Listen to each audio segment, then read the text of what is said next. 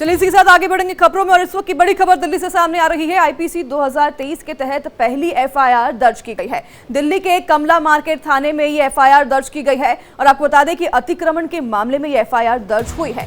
नई Delhi railway station के foot over bridge का अतिक्रमण हुआ था, जिस पर यह एफआईआर दर्ज हुई है और एक स्ट्रीट वेंडर के खिलाफ मामला दर्ज किया गया है। आपको बता दें कि नए कानून आज से लागू किए गए हैं और उसके तहत आज आईपीसी 2023 के तहत पहली एफआईआर दर्ज की गई है। दिल्ली के कमला मार्केट थाने में ये एफआईआर दर्ज की गई है। अतिक्रमण के मामले में एफआईआर हुई है। आपको ये बता दें कि नई दिल्ली रेलवे स्टेशन के फुटओवर ब्रिज का ये पूरा मामला है, जहां पर अतिक्रमण हुआ था। एक स्ट्रीट वेंडर के द्वारा अतिक्रमण किया गया था और इस पर एफआईआर दर्ज की गई है और मामला दर्ज किया गया है। कार्रवाई लगातार जारी है। बड़ी खबर बता रहे हैं आपको देश के इस वक्त की। दिल्ली में आईपीसी 2023 के तहत पहली एफआईआर दर्ज हुई है। दिल्ली के कमला मार्केट थाने में यह एफआईआर दर्ज की गई है और अतिक्रमण के मामले में यह एफआईआर दर्ज हुई है। नई दिल्ली रेलवे स्टेशन के फुटओवर ब्रिज का पूरा मामला है, जहां पर अतिक्रमण एक स्ट्रीट वेंडर के द्वारा किया गया था, जिसके खिलाफ मामला दर्ज किया गया है। और पहली एफआईआर अब आईपीसी 2023 के तहत दर्ज की गई है। दिल्ली में यह पहली एफआईआर दर्ज हुई है आईपीसी 2023 के तहत। और आपको बता दें कि स्ट्रीट वेंडर के खिलाफ एफआईआर दर्ज की गई है, जिसने अतिक्रमण किया था फुटओवर ब्रिज पर। नई दिल्ली रेलवे स्टेशन के फुटओवर ब्रिज के अतिक्रमण को लेकर स्ट्रीट वेंडर के खिलाफ ये एफआईआर आईपीसी 2023 के तहत दर्ज की गई है।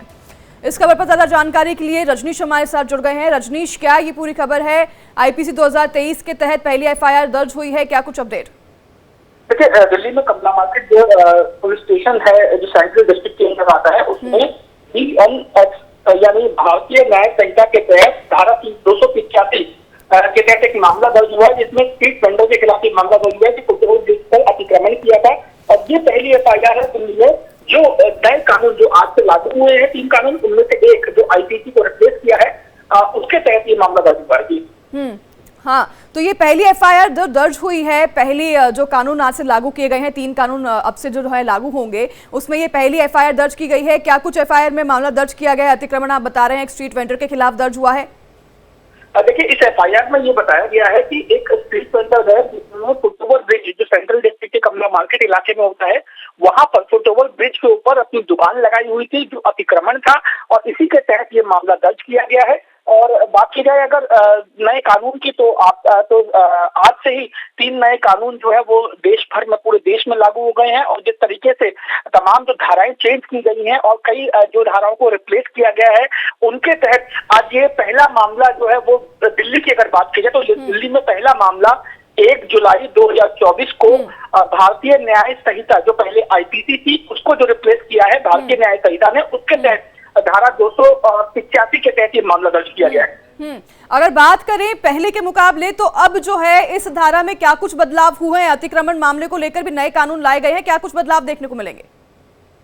लाभ की बात की, तमाम बदलाव इस नए कानून में देखने को मिल रहे हैं। जैसे कि अगर आप कोई चार्जशीट दाखिल होती है, तो चार्जशीट में पहले लंबा वक्त लिया जाता था, लेकिन अब समय सीमा तय कर दी गई है।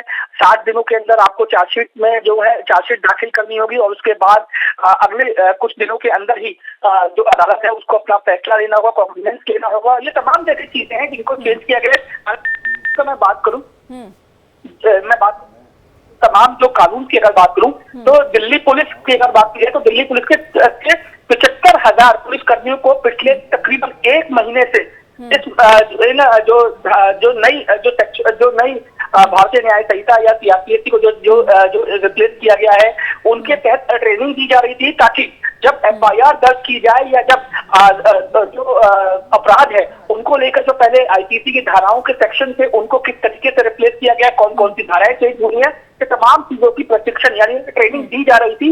और अब उस ट्रेनिंग को जो है वो धरातल पर उतारा जा रहा है। और यही कारण है कि पहली एफआईआर भारतीय न्याय संहिता के अंतर्गत जो है वो कमला मार्केट पुलिस स्टेशन में दर्ज की गई है। बिल्कुल, BNS यानी कि भारतीय न्याय संहिता आज से लागू हो गए हैं। इसके 3 नए कानून आज से लागू किए गए हैं, जिसकी पहली एफआईआर दर्ज हुई।